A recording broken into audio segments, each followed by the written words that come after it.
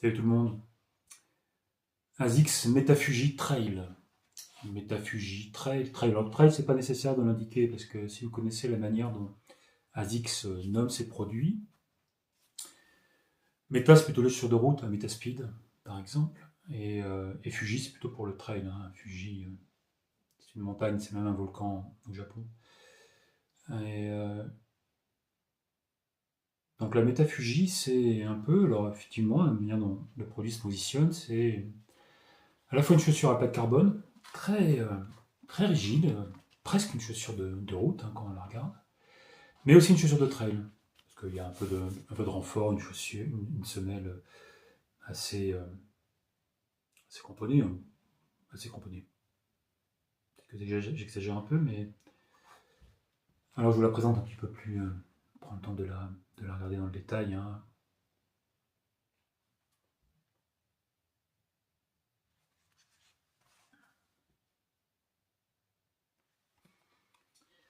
C'est une super chou, voilà, une super chou en français, c'est une super chaussure.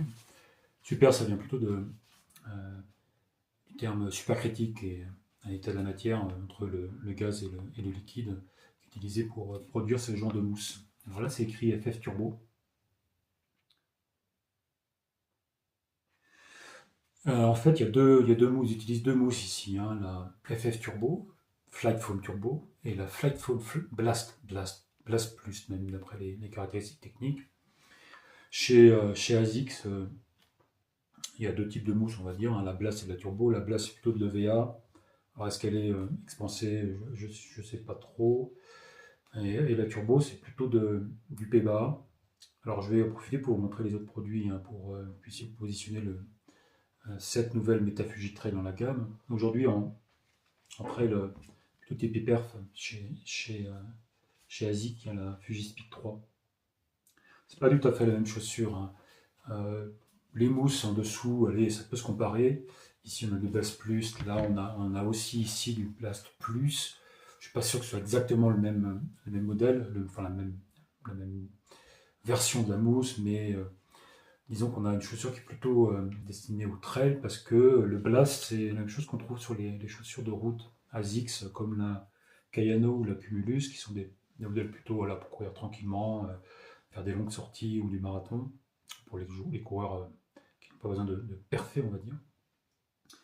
Et on a une plaque qui est plutôt là pour stabiliser la chaussure que pour la rendre très, très performante, comme, alors je parle toujours de la Fujitrail, qui ressemble de loin quand même, mais beaucoup à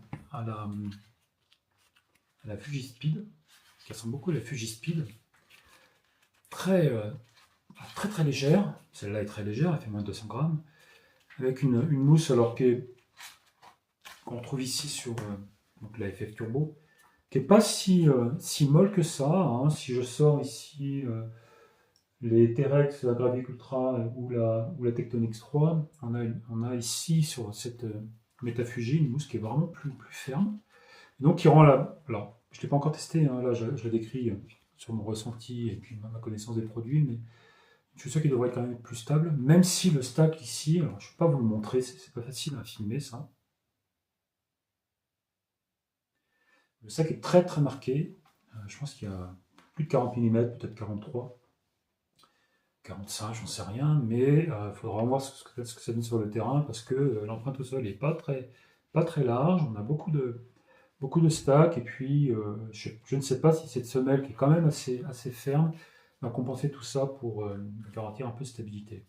Bon, pour le reste, juste une petite description visuelle ici. On a des lacets qu'on trouve de plus en plus, c'était le cas aussi sur la Fuji-Speed, un petit peu crantés, qui assurent, on va dire, voilà,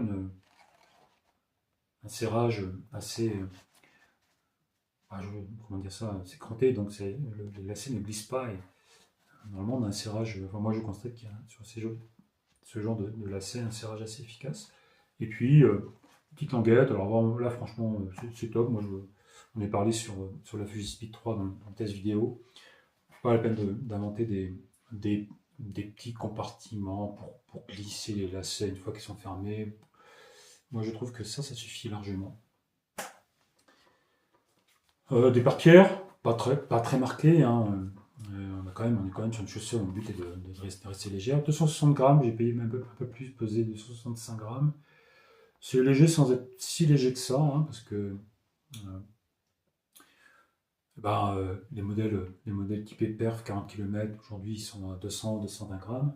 Mais ça reste comparable à ce que propose Oka ou North Face ou Adidas Terex sur les produits typés perf, plutôt longue distance, mais a priori pas forcément sur du terrain très technique. C'est l'impression que j'en ai. Une coque qui est assez présente à l'arrière, qui est plus présente que sur les deux modèles que moi je considère comme concurrents, le Techno X3 et la Gravity Speed Ultra. Sous la chaussure, du Asics Grip. Moi j'aime beaucoup le Asics Grip, je trouve que ça marche très bien.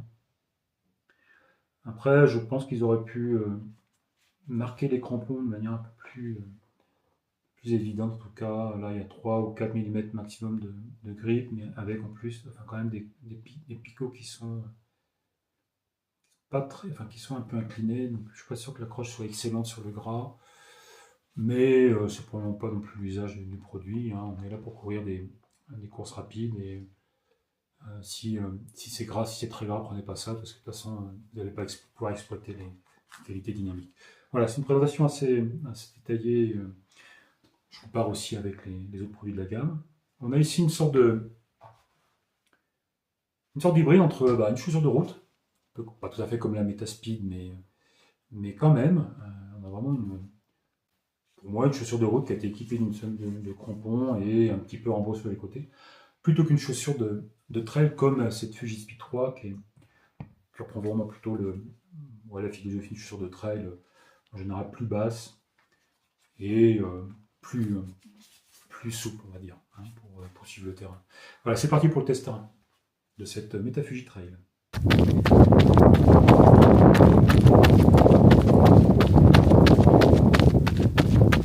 Ok, c'est parti donc pour la présentation terrain. Je viens de courir 1 heure à peu près, hein. Je suis monté au-dessus de chez moi, 400D+, sentier, single, technique, large piste en descente. Qu'est-ce que je peux dire? Première impression. Alors quand on regarde le stack de la chaussure, hein, il est élevé, il y a presque ici, mon pied il arrive là, hein, il y a 4-5 cm quasiment d'épaisseur. On pourrait s'attendre à quelque chose qui est assez peu stable. Mais finalement, sans doute parce que la mousse est relativement ferme, ben ça fonctionne assez bien. Je n'ai pas eu de surprise à la différence de ce qu'on peut avoir sur ici, hein, cette semelle, sur les concurrentes, même la Techno X3 qui est relativement stable.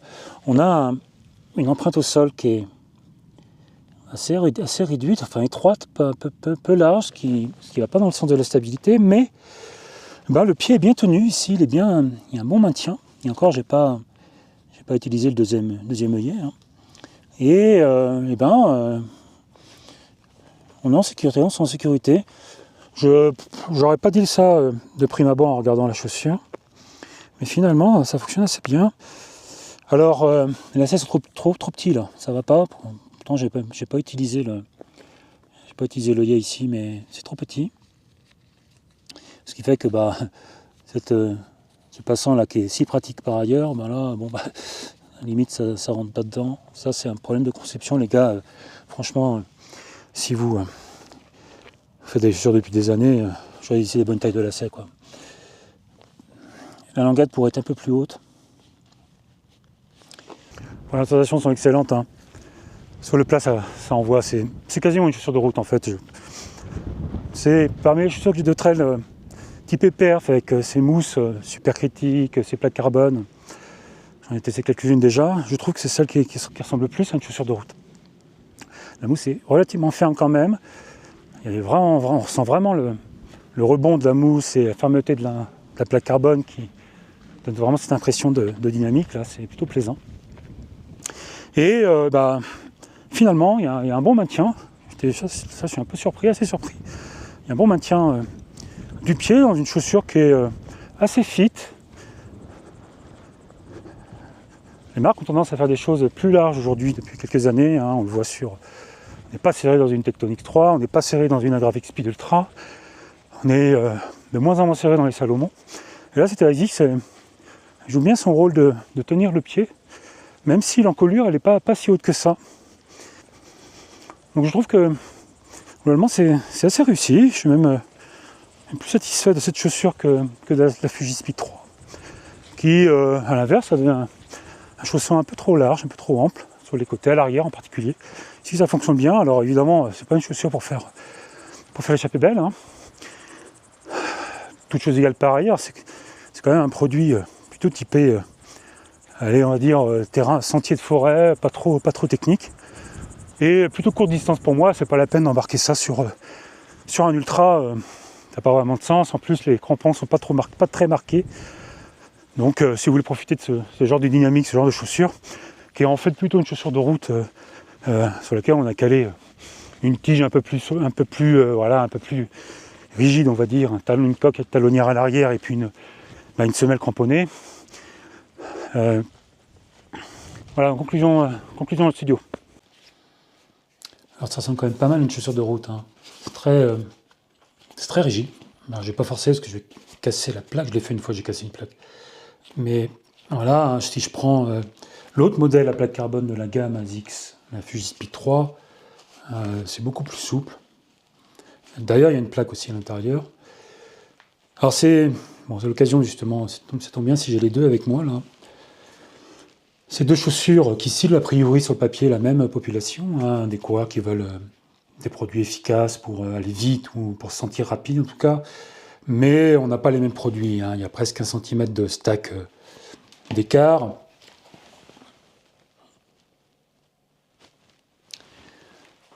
Et on n'a pas non plus le même ressenti. Autant la Fuji-Speed, je la trouvais peut-être un peu trop lâche, un peu trop large, et ça donnait des problèmes de maintien. Le pied bouge à l'intérieur, mais sur le terrain technique, c'est pas mal parce que ça donne pas mal de souplesse et c'est ce qu'on cherche en trail. Donc celle-là, c'est quand même une vraie chaussure de trail. Ici, malgré le stack important, en plus avec une empreinte au sol assez réduite, on peut vraiment s'attendre à un problème de stabilité. Mais c'est pas le cas. Enfin, c'est pas le cas. Le pied est bien tenu, il est bien tenu ici grâce à l'encolure au talon. La tige est assez rigide, hein, c'est une sorte de nylon qui devrait normalement, alors ça j'ai pas pu tester, mais offrir un minimum de solidité, durabilité. Il faudra voir quand même ça, moi je vais pas le tester. Mais du fait que le pied est très bien tenu, en dévers ça reste bloqué, vraiment on bloque le pied et la cheville, le talon, et c'est plutôt rassurant.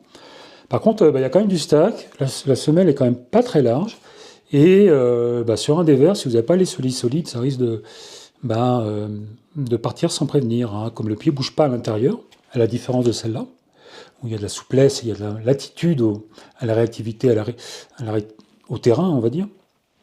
Ici, c'est pas le cas, donc on a l'air confiant, ça a l'air de bien tenir, et puis il y a un moment, il y a quand même la physique qui entre en jeu, dès que quand ça penche trop, ça part, et ça part d'un coup.